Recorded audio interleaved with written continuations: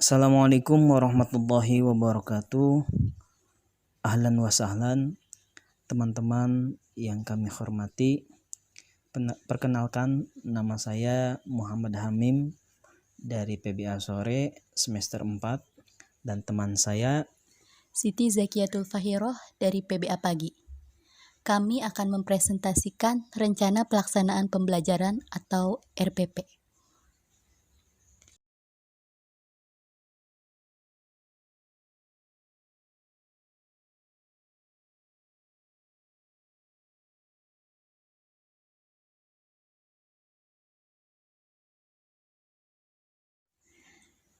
Bismillahirrahmanirrahim. Next timeline yang akan kami bahas pertama adalah pengertian RPP, yang kedua tujuan dan fungsi RPP, yang ketiga komponen-komponen RPP, yang keempat prinsip-prinsip penyusunan RPP, dan yang kelima langkah-langkah penyusunan RPP.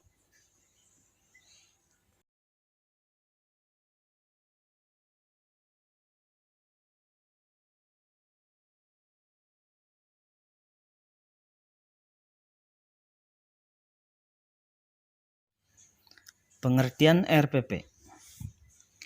Menurut Kunandar, rencana pelaksanaan pembelajaran atau RPP adalah rencana yang menggambarkan prosedur dan pengorganisasian pembelajaran untuk mencapai satu kompetensi dasar yang ditetapkan dalam standar isi dan dijabarkan dalam silabus. RPP merupakan persiapan yang harus dilakukan guru sebelum mengajar. Persiapan di sini dapat diartikan persiapan tertulis maupun persiapan mental, situasi emosional yang ingin dibangun, lingkungan belajar yang produktif termasuk meyakinkan pembelajar untuk mau terlibat secara penuh.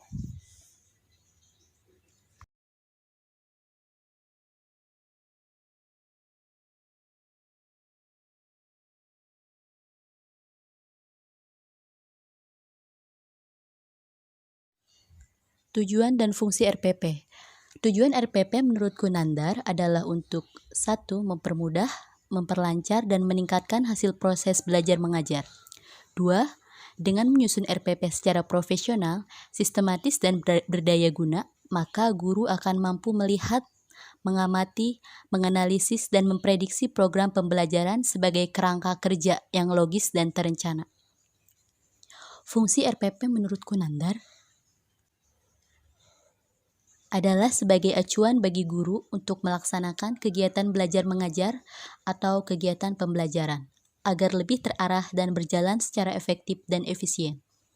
Dengan kata lain, RPP berperan sebagai skenario proses pembelajaran. Oleh karena itu, RPP hendaknya bersifat luas atau fleksibel dan memberi kemungkinan bagi guru untuk menyesuaikan dengan respons siswa dalam proses pembelajaran sesungguhnya.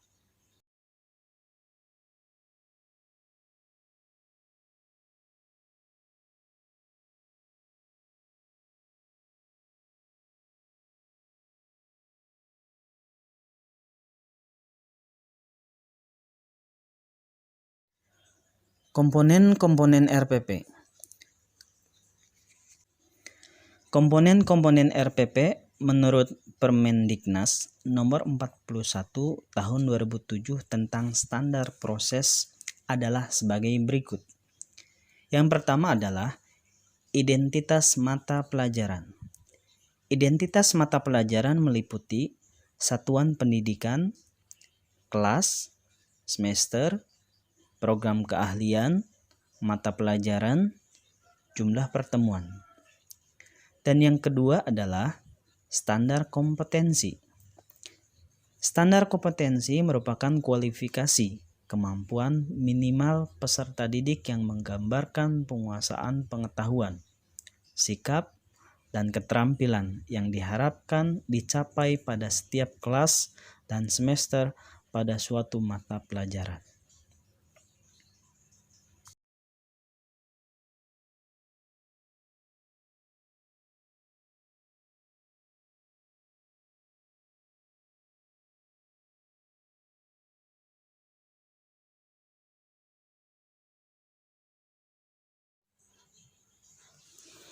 Yang ketiga, kompetensi dasar.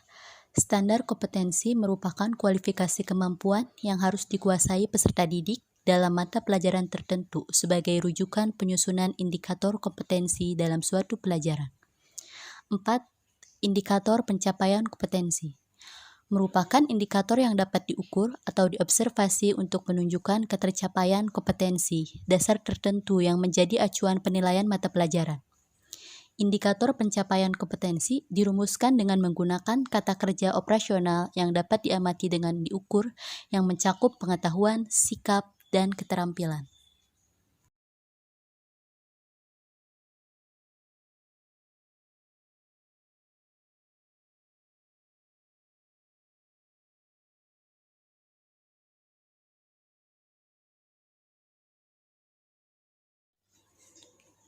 Lima.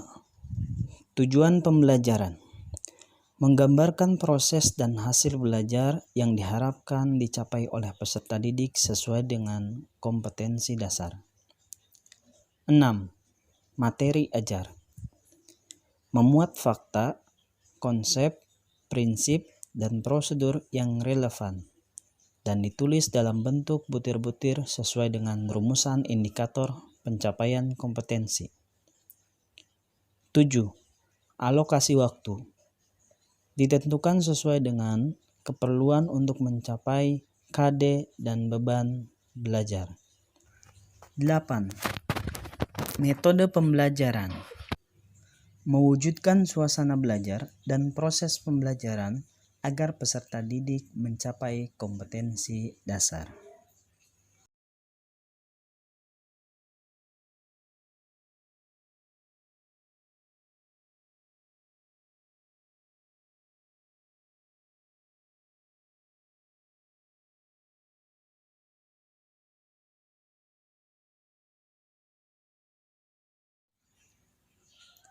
Sembilan, kegiatan pembelajaran. Meliputi pendahuluan, isi, dan penutup. 10. Penilaian hasil belajar. Prosedur dan instrumen penilaian proses dan hasil belajar disesuaikan dengan indikator pencapaian kompetensi dan mengacu kepada standar penilaian. 11. Sumber belajar. Penentuan sumber belajar didasarkan pada standar kompetensi dasar, materi ajar, kegiatan pembelajaran, dan indikator pencapaian kompetensi.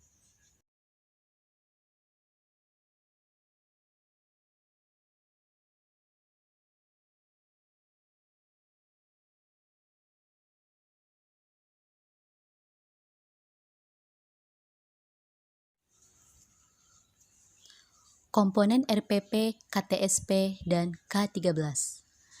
RPP KTSP, nama sekolah, mata pelajaran, kelas, semester, pertemuan, alokasi waktu, standar kompetensi, kompetensi dasar, indikator pencapaian, tujuan pembelajaran, materi pembelajaran, metode pembelajaran, langkah-langkah kegiatan, alat dan sumber belajar, penilaian hasil belajar. RPP K13. Nama sekolah, mata pelajaran, kelas atau semester, materi pokok, waktu, pertemuan, kompetensi inti, kompetensi dasar, indikator pencapaian kompetensi, tujuan pembelajaran, materi pembelajaran, model atau metode pembelajaran, alat atau media atau sumber pembelajaran, langkah-langkah pembelajaran, penilaian hasil belajar.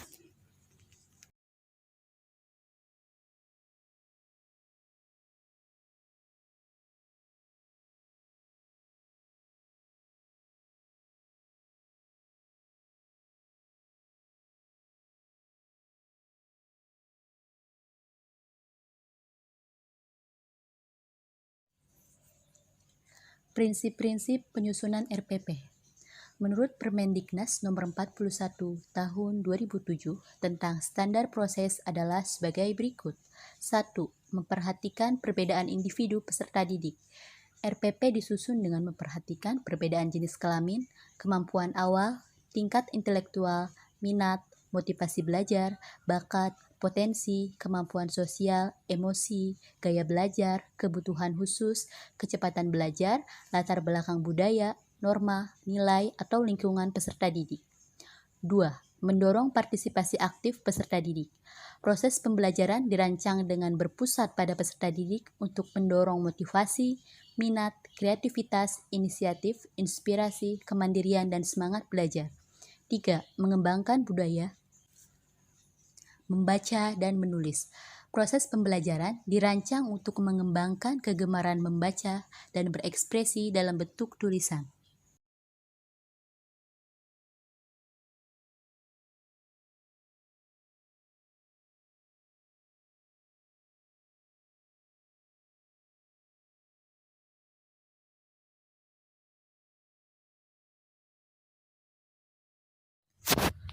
4. Memberikan umpan baik dan tindak lanjut. RPP membuat rancangan program pemberian umpan baik positif, penguatan pengayaan, dan remedi. 5. Keterkaitan dan keterpaduan. RPP disusun dengan memperlihatkan keterkaitan dan keterpaduan antara SK, KD, materi pembelajaran, kegiatan pembelajaran, indikator, pencapaian kompetensi, dan sumber belajar dalam satu keutuhan pengalaman belajar. RPP disusun dengan mengakomodasikan pembelajaran tematik, keterpaduan lintas mata pelajaran, lintas aspek belajar, dan keragaman budaya. 6. Menerapkan teknologi informasi dan komunikasi. RPP disusun dengan mempertimbangkan penerapan teknologi informasi dan komunikasi secara terintegritas, sistematis, dan efektif sesuai dengan situasi dan kondisi.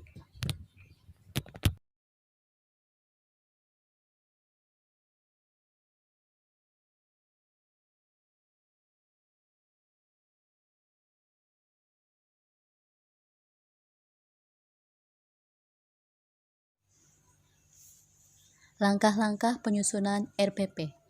Menurut Kunandar, langkah-langkah menyusun suatu RPP meliputi beberapa hal sebagai berikut. 1. Identitas mata pelajaran. Menuliskan nama mata pelajaran, kelas, semester, dan alokasi waktu atau jam pertemuan. 2. Standar kompetensi dan kompetensi dasar. Menuliskan standar kompetensi dan kompetensi dasar sesuai standar isi. 3. Indikator.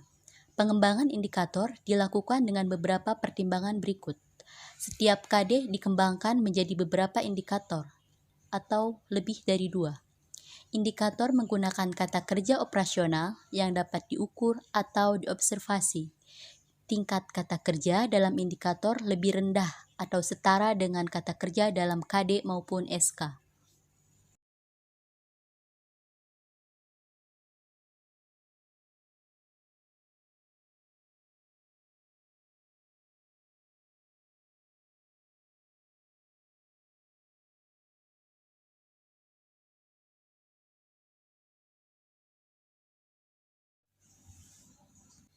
Prinsip pengembangan indikator adalah urgensi, kontinuitas, relevansi, dan kontekstual. Keseluruhan indikator dalam satu KD merupakan kemampuan bersikap, berpikir, dan bertindak secara konsisten. 4. Materi pembelajaran. Mencantumkan materi pembelajaran dan melengkapi dengan uraian-uraiannya yang telah dikembangkan dalam silabus. Pengalaman belajar yang bagaimana yang ingin diciptakan dalam proses pembelajaran yang didukung oleh uraian materi untuk mencapai kompetensi tersebut. Hal yang perlu diperhatikan dalam penyusunan materi adalah kemanfaatan, alokasi waktu, kesesuaian, ketetapan, situasi dan kondisi lingkungan masyarakat, kemampuan guru, tingkat perkembangan peserta didik, dan fasilitas. 5. Tujuan pembelajaran. Tujuan pembelajaran diambil dari indikator.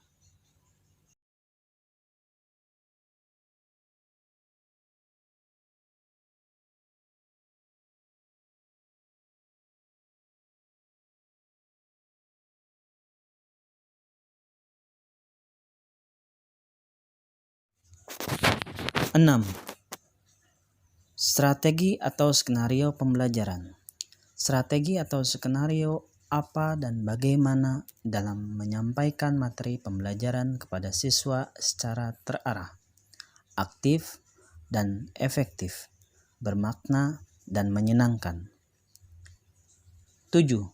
Sarana dan sumber pembelajaran. Sarana pembelajaran sangat membantu siswa untuk mencapai tujuan pembelajaran. Sarana yang dimaksud dalam arti media atau peraga, sementara sumber belajar yaitu segala sesuatu yang dapat dijadikan sumber dalam proses belajar mengajar. 8. Penilaian dan tindak lanjut. Sistem penilaian dan prosedur yang digunakan untuk menilai pencapaian belajar siswa berdasarkan penilaian yang telah dikembangkan selaras dengan pengembangan silabus. Penilaian merupakan serangkaian kegiatan untuk memperoleh, menganalisis, dan menafsirkan data tentang proses dan hasil belajar peserta didik yang dilakukan secara sistematis dan berkesinambungan.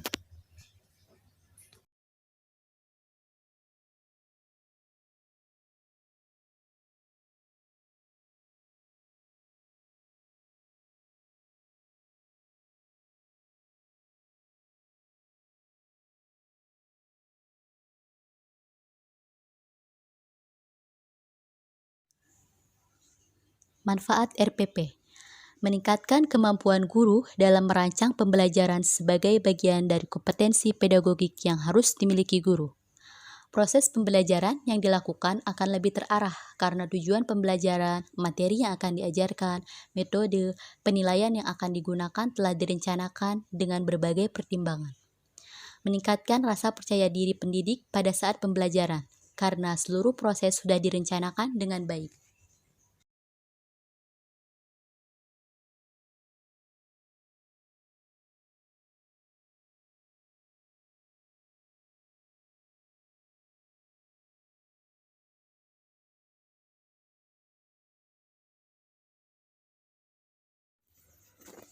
Kesimpulan, rencana pelaksanaan pembelajaran atau RPP adalah rencana yang menggambarkan prosedur dan manajemen pembelajaran untuk mencapai satu atau lebih kompetensi dasar yang ditetapkan dalam standar isi dan dijabarkan dalam silabus.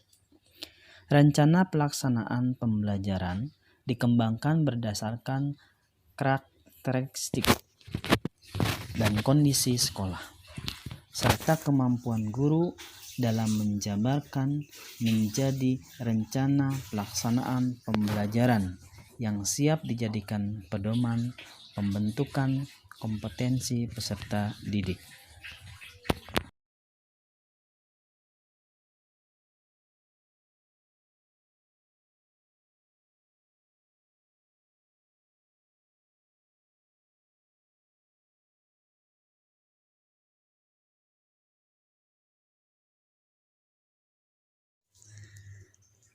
Demikian presentasi yang kami sampaikan.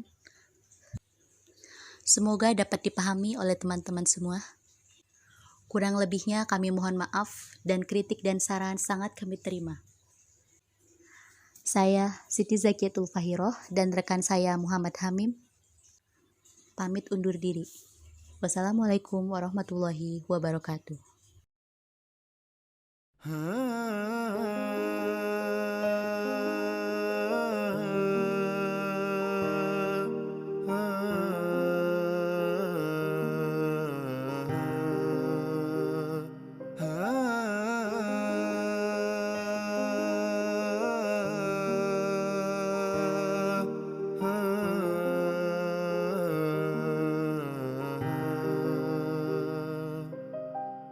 تسمعني رباه تدري خلجاتي ومناجاتي تعلم يا الله لا ما في دنياهم حاجات